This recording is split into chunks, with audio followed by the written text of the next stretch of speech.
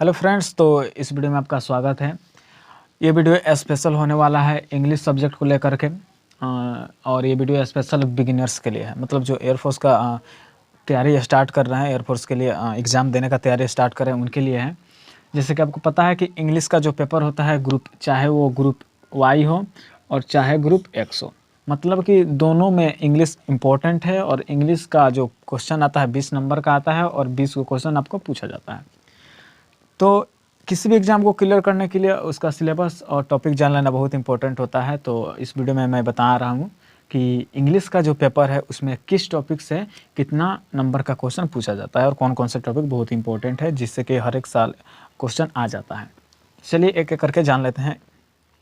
सबसे पहला है पैसेज। आप यहाँ पे देख सकते हैं पैसेज।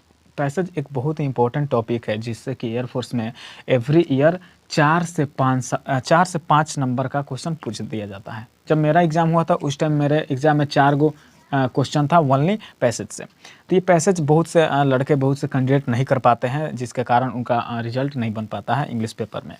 तो आपको पैसेज को अच्छे तरह से पढ़ना है, जिसके लिए आपका वर्ड पावर बहुत ही मजबूत होना चाहिए। तो 4 से 5 नंबर का, 20 नंबर में 4 से 5 नंबर का आपका केवल पैसेज पूछ लेता है। अब देख लेते हैं सिंटेक्स, दूसरा टॉपिक सिंटेक्स। सिंटेक्स से एवरी ईयर 1 से 2 क्वेश्चन पूछ लेता है। वैसे तो सबसे एक एक क्वेश्चन, 2-2 क्वेश्चन पूछता है। मतलब कोई ऐसा टॉपिक है जिससे 2 क्वेश्चन कर देता है, नहीं तो सबसे एक क्वेश्चन ऐसे करके देता है। तो 1 से 2 क्वेश्चन चलिए इसको ले लेते हैं। इससे भी क्वेश्चन पूछता है। 1 नंबर टाइम एंड टेंस से आता है 2 तरह से क्वेश्चन। पहला आता है आपको फिल इन द ब्लैंक्स कर देगा। उसमें आपको टेंस को याद करके उसमें बताना होता है कि इसमें मतलब कि फिल करना होता है करेक्ट आंसर को फिल करना होता है। तो टाइम एंड टेंस से फिल इन द ब्लैंक्स में क्वेश्चन आता है। इससे 1 से 2 क्वेश्चन रख सकते हैं। कभी कभी 1 पूछता है या कभी कभी 2 क्वेश्चन पूछ देता है किसी अदर टॉपिक को कम करके।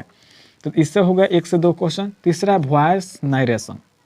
वॉइस और नरेशन ये दो टॉपिक बहुत ही इंपॉर्टेंट है, क्योंकि इससे एवरी ईयर एक क्वेश्चन पूछा जाता है कंफर्म में। अगर रिमूवल ऑफ 2 से, यहाँ पे जैसे आप देख रहे हैं रिमूवल 2, इससे क्वेश्चन नहीं पूछेगा, लेकिन इससे जो है वॉइस नरेशन से एवरी ईयर क्वेश्चन कंफर्म है। अगर इसका बात करें तो हो सकता है नहीं पूछे, लेकिन इससे क्वेश्चन कंफर्म है कि वॉइस और नरेशन से क्वेश्चन आता है। तो दोनों से एक एक नंबर इसका ले लीजिए। अब देखिए यहाँ पर आर्टिकल कैसे पूछता है।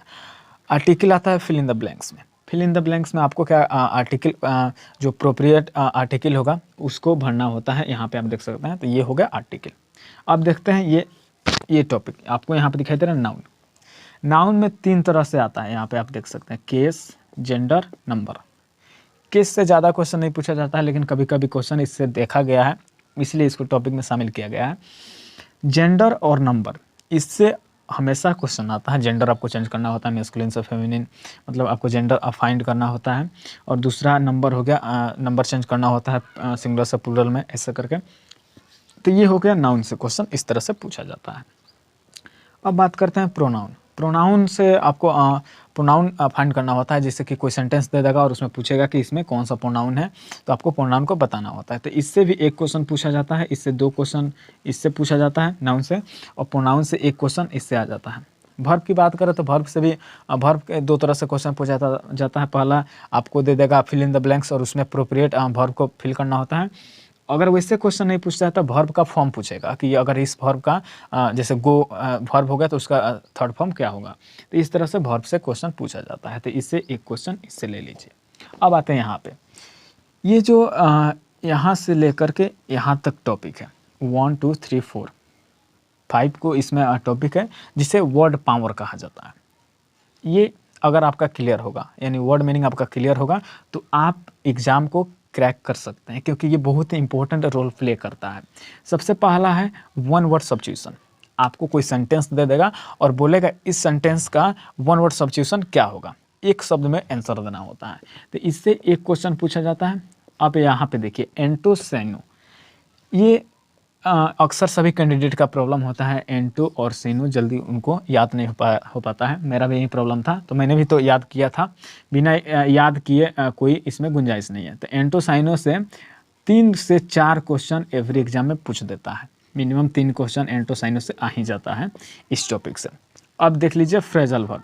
फ्रेजल वर्ब आपको याद करना पड़ेगा, इसका कोई ट्रिक नहीं है। तो फ्रेजल वर्ब से भी एक क्वेश्चन आ जाता है, miss spelled word. Miss spelled word का मतलब कोई वर्ड दे देगा और वो गलत होता है, उसको सही करके आपको बताना होता है कि इसका करेक्ट आंसर कौन हो जाएगा। तो इससे एक क्वेश्चन आता है। रिमूवल टू से एक क्वेश्चन आ जाता है कभी कभी, हमेशा इससे क्वेश्चन नहीं पूछता है।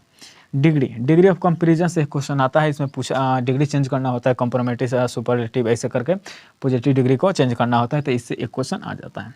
अब आइए यहाँ पे प्रीपोजिशन, ये भी बहुत इंपॉर्टेंट टॉपिक है, इससे 2 क्वेश्चन मिनिमम आ जाता है एग्जाम में। अब हम इसको गिन लेते हैं, आप यहाँ पे देख सकते हैं 4 5 6 7 8 2 10 2 12 2 14 15 16 17 18 19 20 को क्वेश्चन आता है। अब यहाँ पे 20 नंबर हम लिखा चुके हैं, यानी 20 नंबर का क्वेश्चन आता है और 20 को क्वेश्चन पूछा जाता है। यानी इतना जो हम टॉपिक बताए, इन टॉपिक को अगर आप अच्छी तरह से क्लियर करके जाते हैं तो आपका एग्ज़ाम श्योरली क्लियर हो जाएगा, आप एग्ज़ाम को क्रैक कर सकते हैं। इस वीडियो को बनाने का पर्पस नहीं था कि जो स्टूडेंट तैयारी करना चाहते हैं, तैयारी शुरू कर दिए हैं एयरफोर्स का, या जो अभी मतलब 12th कर रहे हैं, तो अभी से ही इंग्लिश पे अपना फोकस कर सकते हैं, क्योंकि अगर इंग्लिश क्लियर नहीं होता है, इंग्लिश ग्रामेटिकल अगर आप स्ट्रॉन्ग नहीं है तो आपका एग्ज़ाम नहीं निकल पाएगा। तो ये बस इसी इन्फॉर्मेशन को शेयर करना था इस वीडियो के थ्रू।